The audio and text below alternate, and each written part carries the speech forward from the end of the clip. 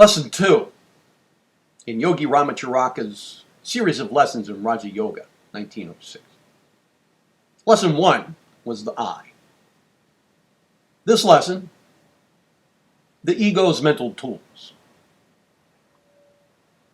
In the first lesson, we gave instruction and exercises designed to awaken the consciousness of the candidate to a realization of the real I. We confined our instructions to the preliminary teachings of the reality of the I, and the means whereby the candidate might be brought to a realization of his real self, and its independence from the body and the things of the flesh. We tried to show you how you might awaken to a consciousness of the reality of the I, its real nature, its independence of the body, its immortality, its invincibility, and invulnerability. How well we have succeeded may be determined only by the experience of each candidate. For we can but point out the way, and the candidate must do the real work himself. But there's more to be said and done in this matter of awakening to a realization of the I. So far, we have told you how to distinguish between the material coverings of the ego and the I itself. We have tried to show you that you had a real I, and then to show you what it was and how it was independent of the material coverings, etc. But there's still another step in this self-analysis, a more difficult one.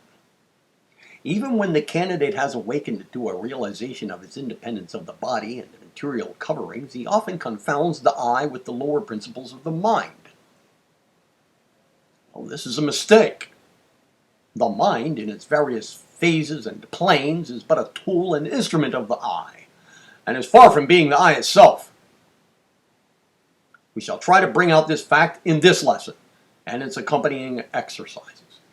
We shall avoid and pass by the metaphysical features of the case and confine ourselves to the yogi philosophy.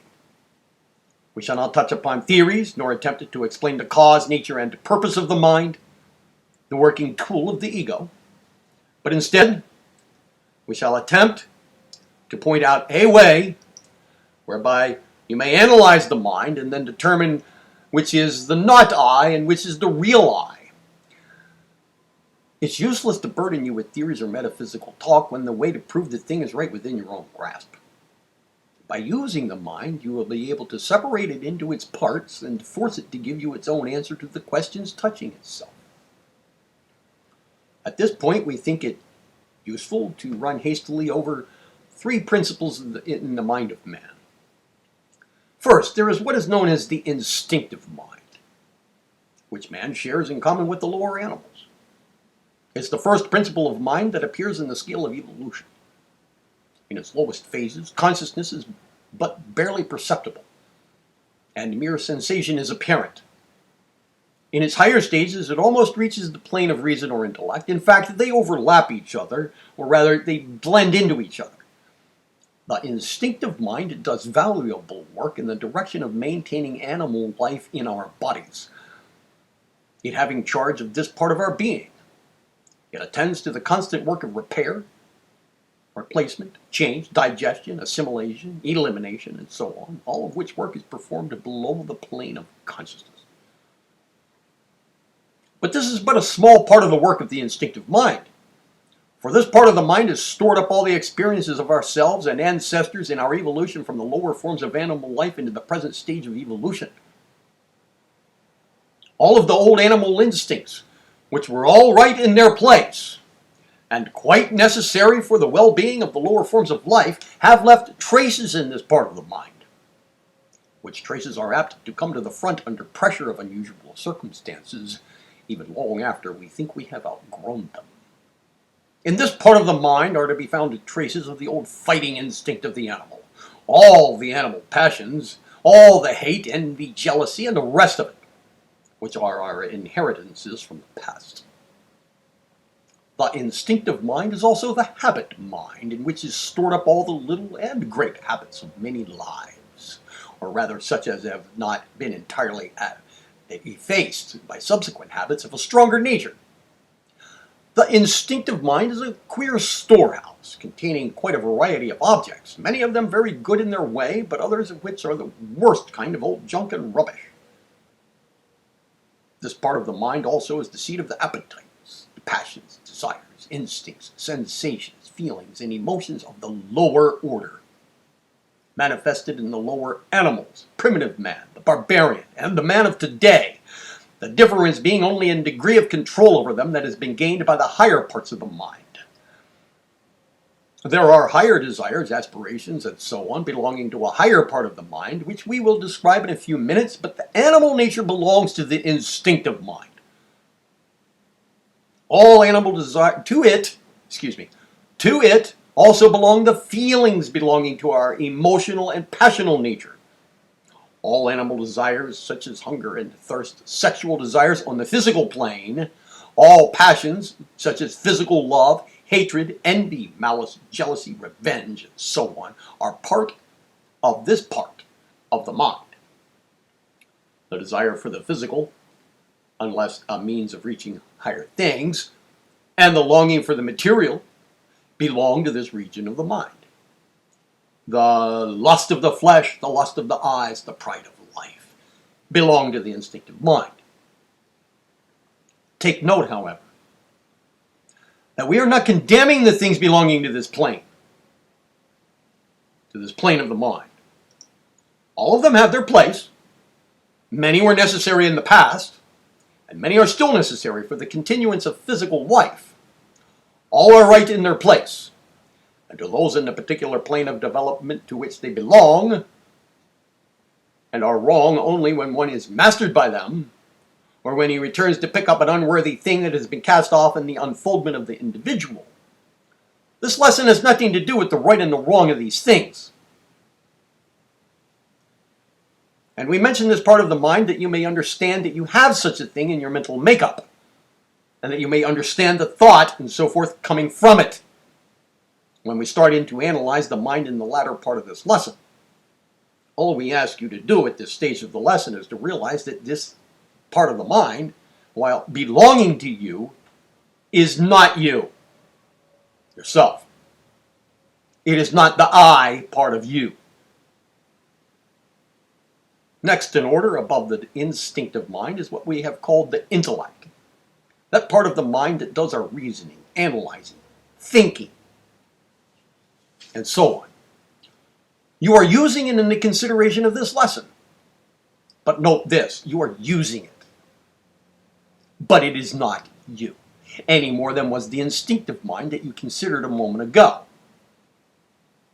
You would begin to make the separation if you would think for a moment. We will not take up your time with the consideration of intellect or reason. You will find a good description of this part of the mind in any good elementary work on psychology. Our only idea in mentioning it is that you may make the classification, and that we may afterwards show you that the intellect is but a tool of the ego, instead of being the real I itself, as so many seem to imagine. The third and highest mental principle is what is called the spiritual mind, that part of the mind which is almost unknown to many of the race, but which has developed into consciousness with nearly all who read this lesson. For the fact that the subject of this lesson attracts you is a proof that this part of your mental nature is unfolding into consciousness. This region of the mind is the source of that which we call genius, inspiration, spirituality, and all that we consider the highest in our mental makeup. All the great thoughts and ideas float into the field of consciousness from this part of mind. All the great unfoldment of the race comes from there. All the higher mental ideas that have come to man in his upward evolutionary journey that tend in the direction of nobility, true religious feeling, kindness, humanity, justice, unselfish love, mercy, sympathy, and so forth have come to him through his slowly unfolding spiritual mind. His love of God and of his fellow man have come in this way. His knowledge of the great occult truths reach him through this channel. The mental realization of the I, which we are endeavoring to teach in these lessons, must come to him by way of the spiritual mind unfolding its ideas into his field of consciousness. But even this great and wonderful part of the mind is but a tool. A highly finished one, it's true, but still a tool to the ego, or I. We propose to give you a little mental drill work toward the end that you may be able more readily to distinguish the I from the mind or mental states. In this connection, we would say that every part, plane, and function of the mind is good and necessary, and the student must not fall into the error of supposing that because we tell him to set aside first this part of the mind and then that part, that we are undervaluing the mind, or that we regard it as an encumbrance or a hindrance. Far from this. We realize that it is by use of the mind that man is enabled to arrive at a knowledge of his true nature and his self, and that his progress through many stages yet will depend upon the unfolding of his mental faculties. Man is now using but the lower and inferior parts of his mind, and he has within his mental world great unexplored regions that far surpass anything of which the human mind has dreamed. In fact, it is part of the business of Raja Yoga to aid in unfolding these higher faculties and mental regions. And so far from decrying the mind, the Raja Yoga teachers are chiefly concerned in recognizing the mind's power and possibilities, and directing the student to avail himself of the latent powers that are inherent in his soul.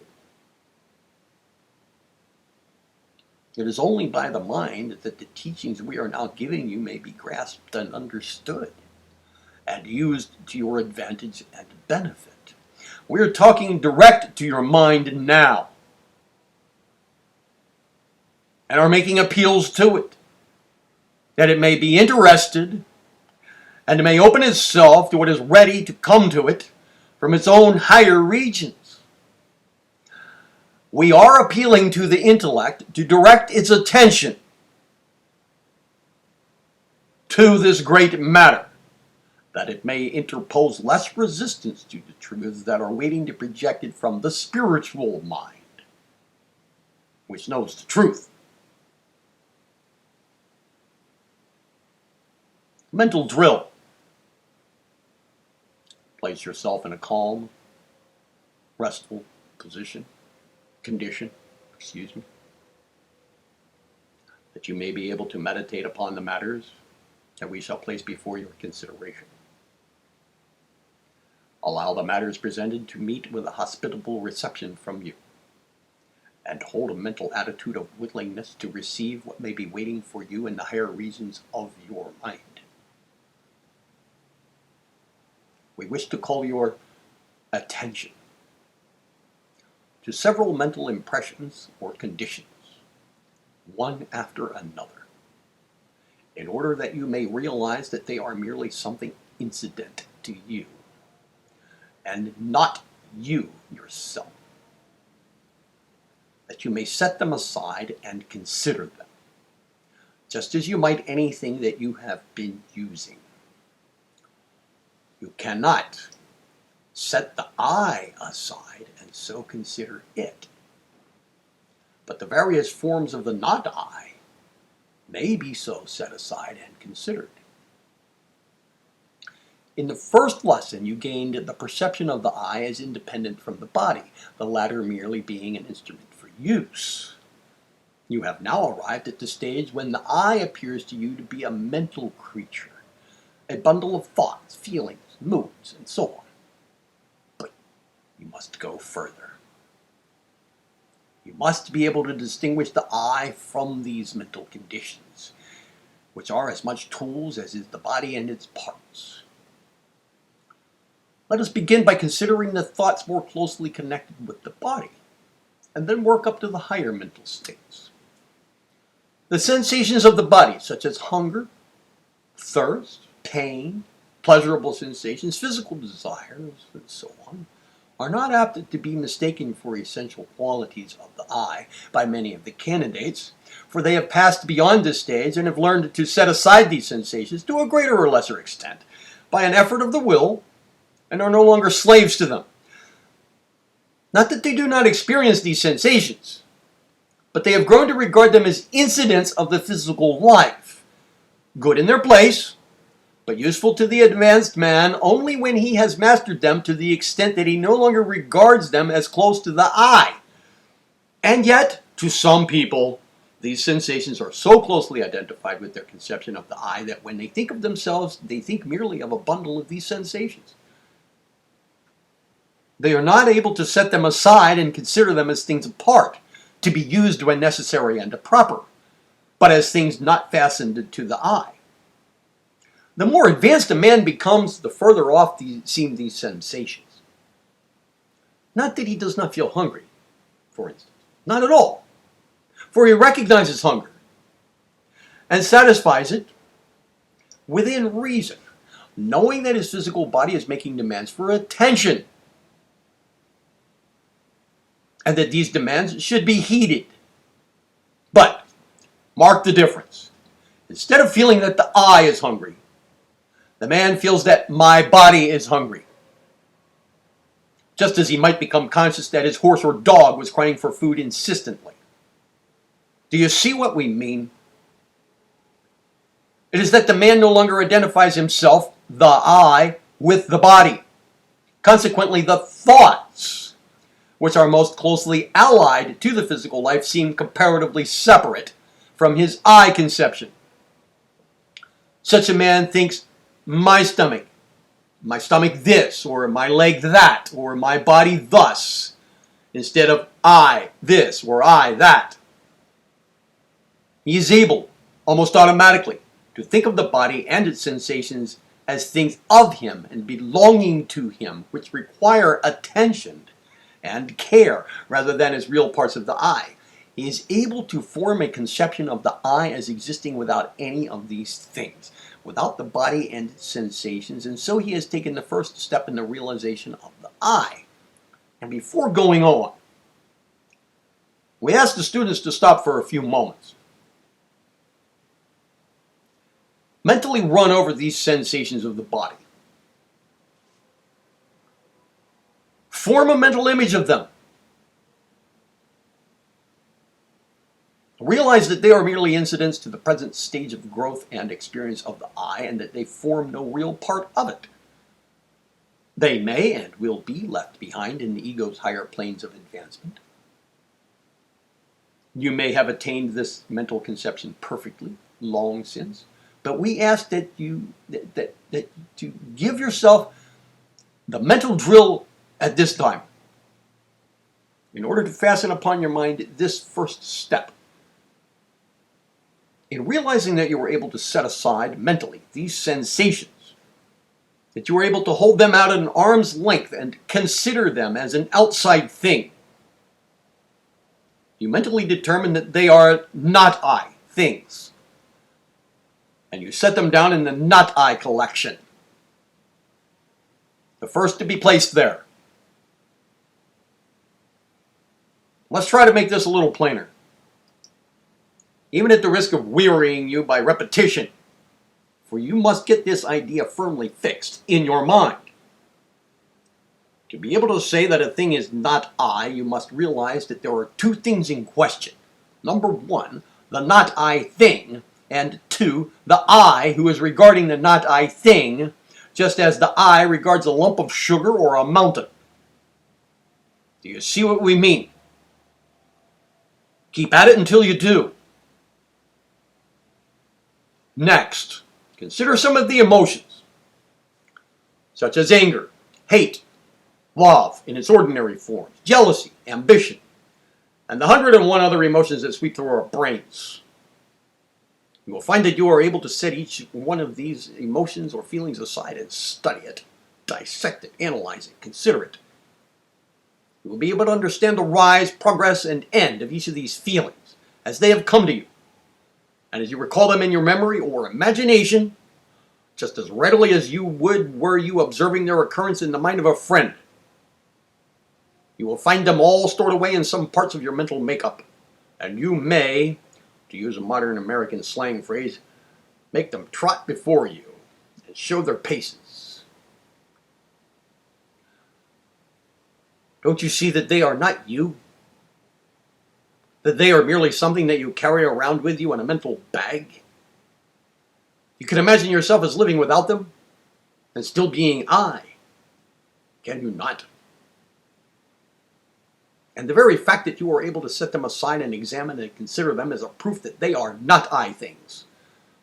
For there are two things in the matter. Number one, you, who are examining and considering them, and two, the thing itself, which is the object of the examination and consideration at mental arm's length. So into the not I collection go these emotions, desirable and undesirable.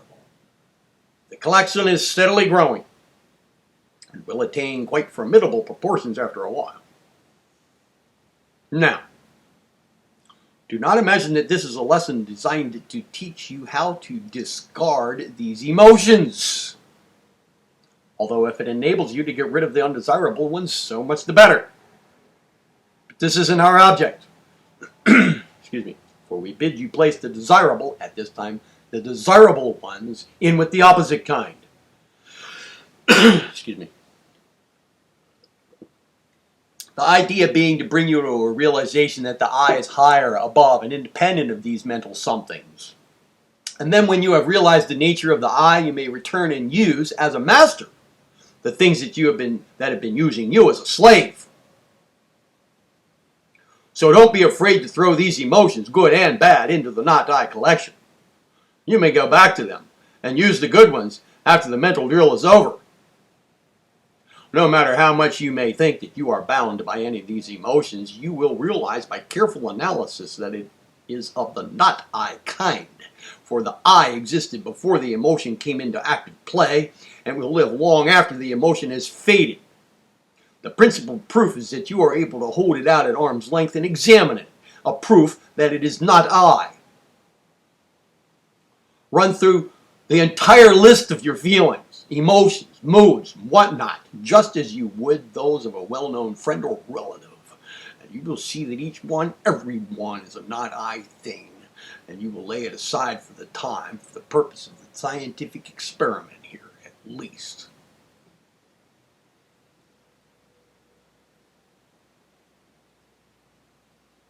Passing on to the intellect. You'll be able to hold out for examination each mental process and principle. You don't believe it, you might say. Well, then read and study some good work on psychology and you'll learn to dissect and analyze every intellectual process and to classify it and place it in the proper pigeonhole. Study psychology by means of some good textbook and you'll find that one by one every intellectual process is classified and talked about and labeled just as you would a collection of flowers. If that doesn't satisfy you, then turn the leaves of some work on logic. And you'll admit that you may hold these intellectual processes at arm's length and examine them and talk about them to others. So that these wonderful tools of man, the intellectual powers, may be placed in the not I collection. For the I is capable of standing aside and viewing them. It's able to detach them from itself. The most remarkable thing about this is that in admitting this fact, you realize that the I is using these very intellectual faculties to pass upon themselves. He who is the master that compels these faculties, who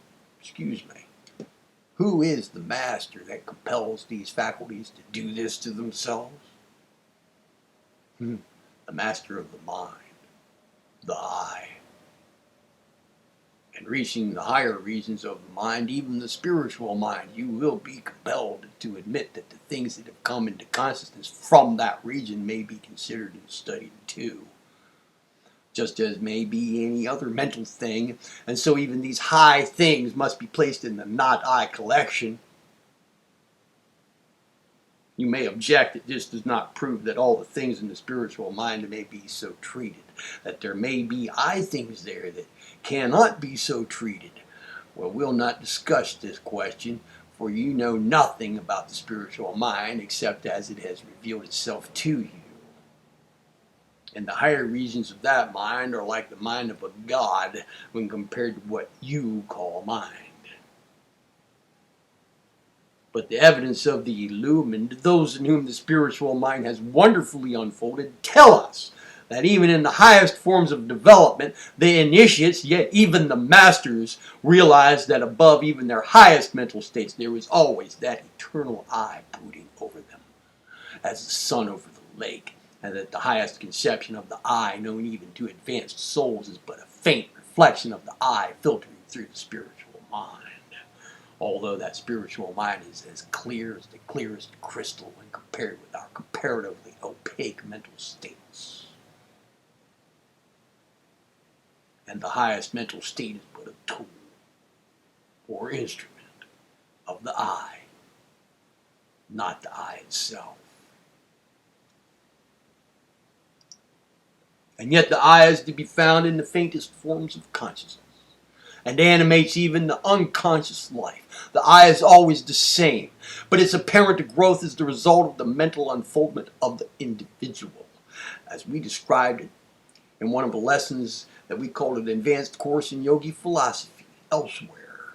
It's like an electric lamp that is encased in many wrappings of cloth. As cloth after cloth is removed, the light seems to grow brighter and stronger, and yet it hasn't changed. The change is being in the removal of the confining and bedimming coverings. We do not expect to make you realize the I in all its fullness. That's far beyond the highest known man of today. But we do hope to bring you to a realization of the highest conception of the I, possible to each of you in your present stage of unfoldment. And in the process, we expect to cause to drop from you some of the confining sheaths that you have outgrown. The sheaths are ready for dropping, and all that is required is the touch of a friendly hand to cause them to fall fluttering from you. We wish to bring you to the fullest possible, to you, realization of the I, in order to make an individual out of you, in order that you may understand and have courage to take up the tools and instruments lying at your hand and do the work before you. Now, back to the mental drill. After you have satisfied yourself that about everything that you are capable of thinking about is a not I thing, a tool and instrument for your use, you will ask, and now, what is there left that should not be thrown into the not I collection? Well, the answer to this question, we answer the I itself. And when you demand a proof, we say, well, try to set aside the I for consideration. You may try from now until the passing away of infinities, and you'll never be able to set aside the real I for consideration. You may think you can, but a little reflection will show you that you are merely setting aside one of your mental qualities or faculties. And in this process, what is the I doing? Well, it's simply setting aside and considering things. Can you not see that the I cannot be both the considerer and the thing considered, the examiner and the thing examined? Can the sun shine upon itself by its own light? I mean, you may consider the I of some other person, but it is your I that is considering. But you cannot, as an I, stand aside and see yourself as an I. Well, then what evidence have we that there is an I to us? This. That you are always conscious of being the considerer and the examiner, instead of the considered and the examined thing. And then you have the evidence of your consciousness. And what report does this consciousness give us? Well, simply this and nothing more. I am. That's all that the I is conscious of regarding its true self. I am. But that consciousness is worth all the rest. For the rest is but not I tools that the I may reach out and use. So at the final analysis, you will find that there is something that refuses to be set aside and examined by the I, and that something is the I itself. That I, eternal, unchangeable. That drop of the great spirit ocean, that spark from the sacred flame. And Just as you find it impossible to imagine the I as dead, so you will find it impossible to set aside the I for consideration. All that comes to you is the testimony, I am. If you were able to set aside the I for consideration, who would be the one to consider it? Who would consider except the I itself? And if it be here, how could it be there? The I cannot be the not I, even in the wildest flights of imagination. The imagination, with all its boasted freedom and power, confesses itself vanquished when asked to do this thing. Students, may you be brought to a realization of what you are. May you soon awaken to the fact that you are sleeping gods. That you have within you the power of the universe, awaiting your word to manifest in action.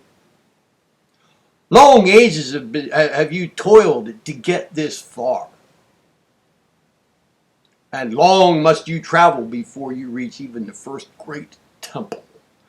But you are now entering into the conscious stage of spiritual evolution. No longer will your eyes be closed as you walk the path. From now on, you will begin to see clearer and clearer each step in the dawning light of consciousness.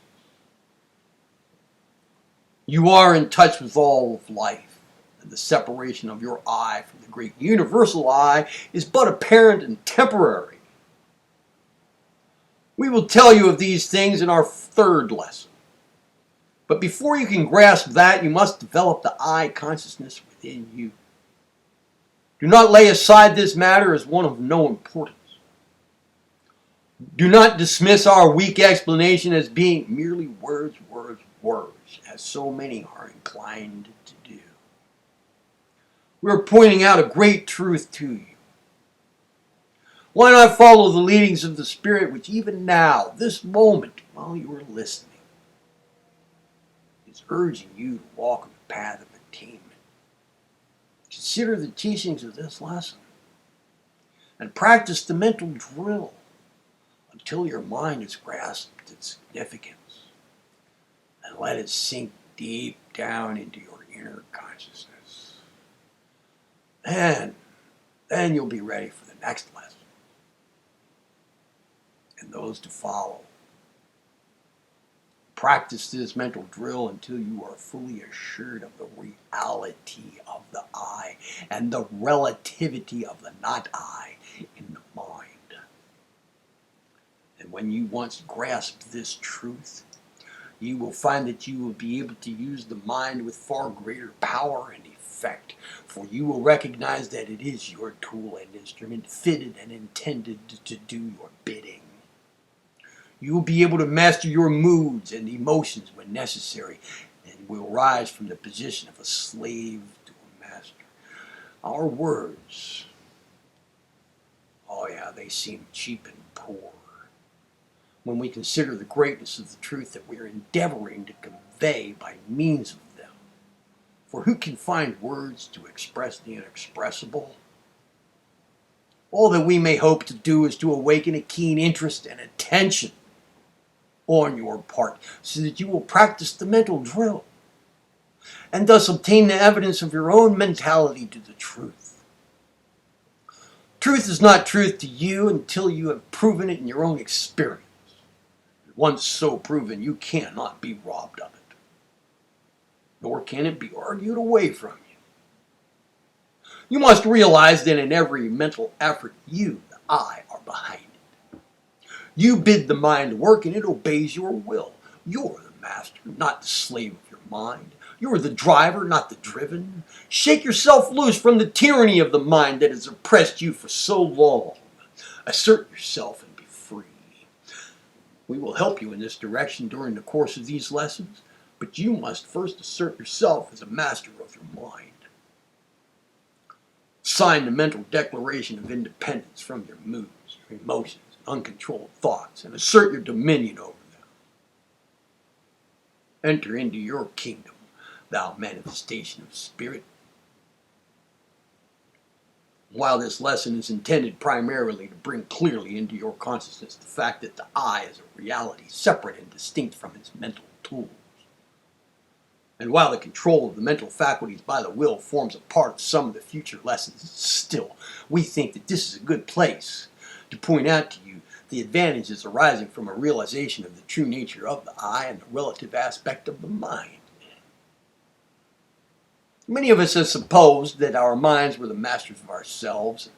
We have allowed ourselves to be tormented and worried by thoughts running away with us, presenting themselves at inopportune moments. The initiate is relieved from this annoyance, for he learns to assert his mastery over the different parts of the mind and controls and regulates his mental processes, just as one would a fine piece of machinery. He is able to control his conscious thinking faculties and direct their work to the best advantage, and he learns how to pass on orders to the subconscious mental region and bid it work for him while he sleeps, or even when he is using his conscious mind in other matters. These subjects will be considered by us in due time during the course of lessons. And in this connection, it may be interesting to read what Edward Carpenter says of the power of the individual to control his thought processes in his book From Adam's Peak to Ella Plumta. In describing his experience while visiting a Hindu jnani yogi, he writes, quote, "And if we are unwilling to believe in this internal mastery over the body, we're perhaps almost equally unaccustomed to the idea of mastery over our own inner thoughts and feelings. Now that a man should be a prey to any thought that chances to take possession of his mind is commonly among us assumed as unavoidable. It may be a matter of regret that he should be kept awake all night from anxiety as to the issue of a lawsuit tomorrow. But that he should have the power of determining whether he be kept awake or not seems an extravagant demand. The image of an impending calamity is no doubt odious, but its very odiousness, we say, makes it haunt the mind all the more pertinaciously, and it's useless to try to expel it. Yet this is an absurd position. For man, the heir of all the ages, hag-ridden by the flimsy creatures of his own brain, if a pebble in our boot torments us, we expel it, we take off the boot, and we shake it out. And once the matter is fairly understood, it's just as easy to expel an intruding and obnoxious thought from the mind. About this, there ought to be no mistake, no two opinions. The thing is obvious, clear, and unmistakable. It should be as easy to expel an obnoxious thought from your mind as it is to shake a stone out of your shoe. Until a man can do that, it's just nonsense to talk about his ascendancy over nature and all the rest of it. He is as a mere slave and prey to the bat-winged phantoms that flit through the corridors of his own brain. Yet the weary and the careworn faces that we meet by thousands, even among the affluent classes of civilization, testify only too clearly how seldom this mastery is obtained. How rare indeed to meet a man.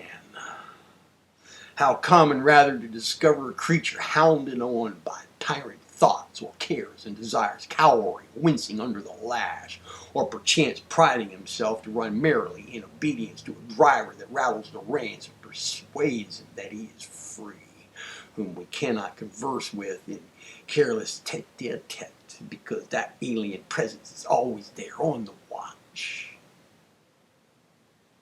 It is one of the most prominent doctrines of Raja Yoga that the power of expelling thoughts, or if need be, killing them dead on the spot, must be attained.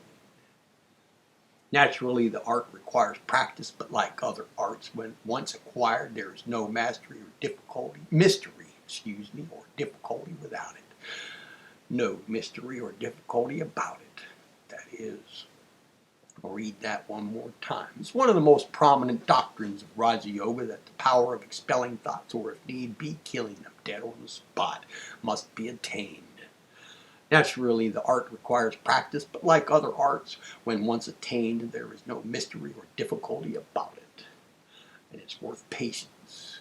It's worth patience. It may indeed fairly be said that life only begins when this art has been acquired. For obviously, when instead of being ruled by individual thoughts, the whole flock of them in their immense multitude and variety and capacity is ours to direct and dispatch and employ where we list. For he maketh the winds his messengers and the flaming fire his minister. Life becomes a thing so vast and grand compared with what it was before, that his former condition may well appear almost antenatal.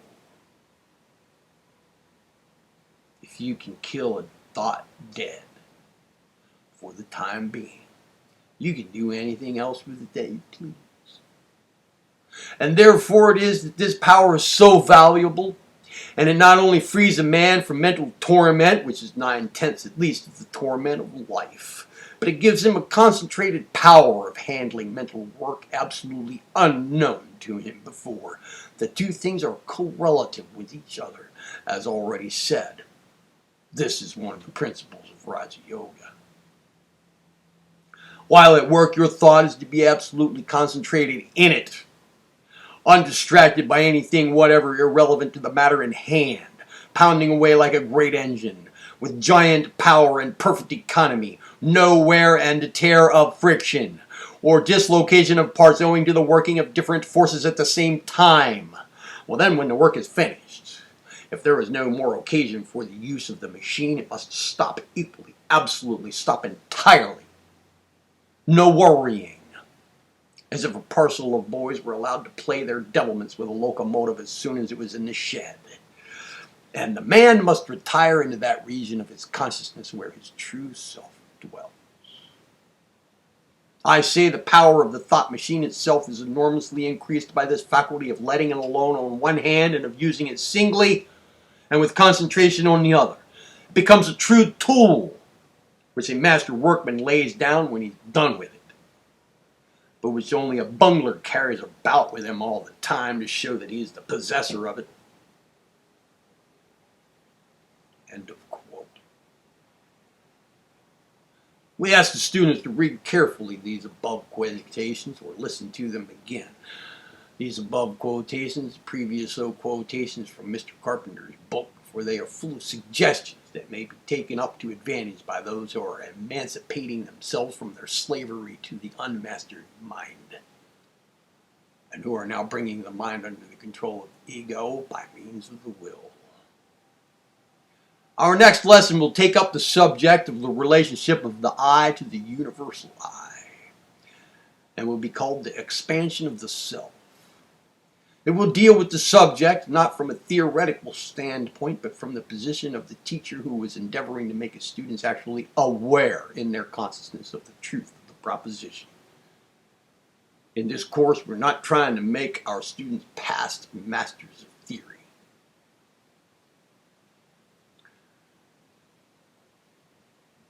We are endeavoring to place them in a position whereby they may know for themselves and actually experience the things of which we teach. Therefore, we urge upon you not to merely rest content with listening to this lesson, but instead to study and meditate upon the teachings mentioned under the head of mental drill, until the distinctions stand out clearly in your mind, and until you not only believe them to be true, but actually are conscious of the I and its mental tools. Have patience and perseverance. The task may be difficult, but the reward is great. To become conscious of the greatness, the majesty, the strength and the power of your real being is worth years of hard study and work. Do you not think so?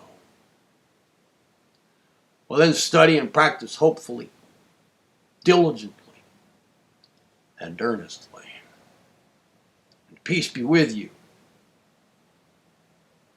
Mantras or affirmations for this second lesson. I am an entity My mind is my instrument of expression. I exist independent of my mind.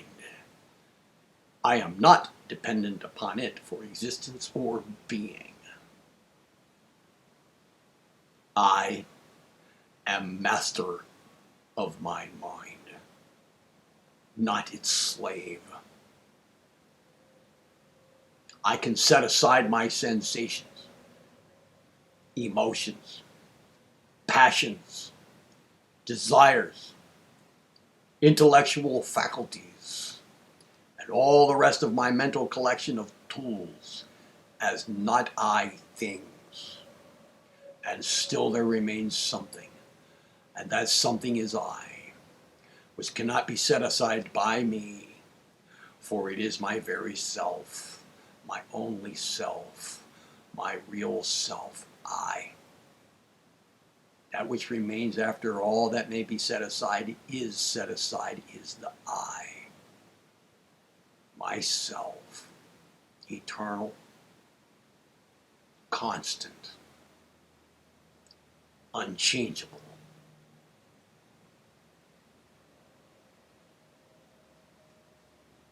The next lesson is the expansion of the self.